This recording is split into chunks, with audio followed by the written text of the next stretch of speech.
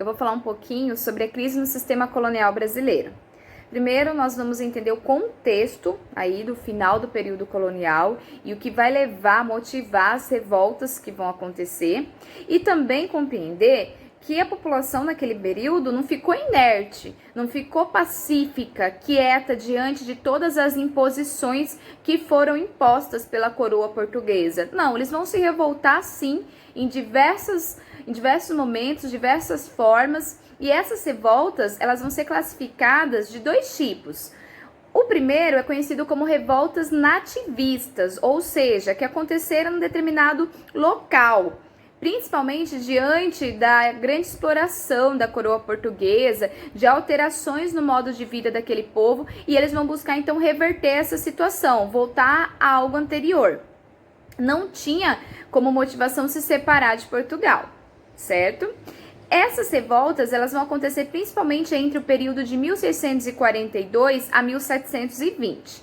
O outro tipo de revolta são as revoltas emancipacionistas, que acontecem aí no período de 1789 a 1817.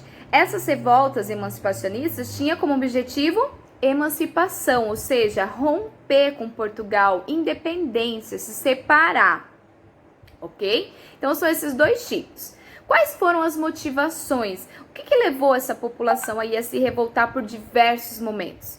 Primeiro, temos que lembrar que o Brasil, do período de 1580 a 1640, a metrópole portuguesa vai ficar aí sem um rei, sem um sucessor em Portugal. Então, o rei Felipe II da Espanha, através de uma manipulação e também, por se dizer, descendente, do último rei aí de Portugal, ele vai conseguir assumir o trono português. Já estava na Espanha e também assume o trono português. Consequentemente, todas as colônias de Portugal passam a ser governadas pela Espanha, Portugal precisa pagar impostos para a Espanha, então fica tudo sob o controle da Espanha. Com isso, vai haver um descontrole nas colônias. Isso vai favorecer, por exemplo, a invasão holandesa no Brasil, que no primeiro momento eles não obtêm bons resultados e depois, em 1630, eles acabam se fixando no Brasil até 1654, quando ocorre aí a insurreição pernambucana e nós vamos observar a expulsão dos holandeses no Brasil. Nesse período de invasão holandesa, no período aí de União Ibérica, de 1580 a 1640, vão faltar pessoas, que vinham escravizadas da África. Com isso, o preço do negro como escravo, o escravo africano vai ser muito elevado, muito alto.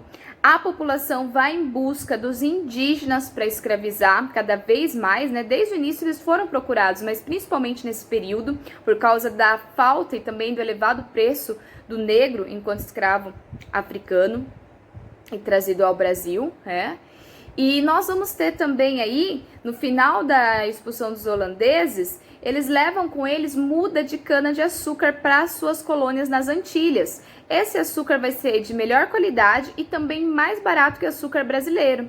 Consequentemente, o açúcar brasileiro entra em crise.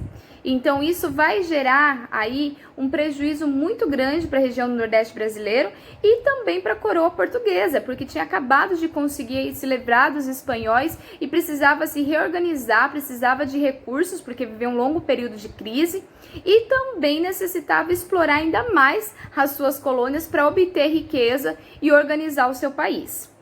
Diante da crise do açúcar, Portugal passa a incentivar a busca de uma nova matéria-prima, a busca de um novo produto para trazer riquezas, lucro para a coroa portuguesa. É a partir de então que ela começa a incentivar as expedições conhecidas como entradas e bandeiras.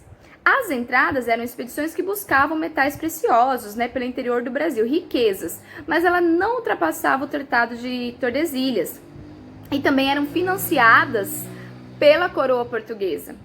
As bandeiras eram expedições que partiam ali da região de São Vicente, de São Paulo, eram os paulistas, e eles eram expedições próprias que iam junto com grupos indígenas que já conheciam a região, que estavam sendo dominados, que iam junto também com negros que estavam sendo escravizados por eles, em busca de metais preciosos, ouro, prata, em busca de mais indígenas também para escravizar, ou havia também as bandeiras de contrato, que eram aquelas que buscavam negros que haviam fugido da condição de escravo. Então, esses bandeirantes entravam aí pelo interior do Brasil em busca de indígenas para escravizar, de negros que haviam fugido da escravidão e também e principalmente em busca de metais preciosos. Isso é o contexto que o final aí do Brasil colonial estava vivendo. A gente tem que levar tudo isso em consideração. Portugal precisando aí de um novo produto para lhe trazer riqueza, explorar ainda mais a sua colônia, e aí vai ter um arroxo colonial muito forte. Portugal está muito endividado com a Inglaterra e está precisando de recursos.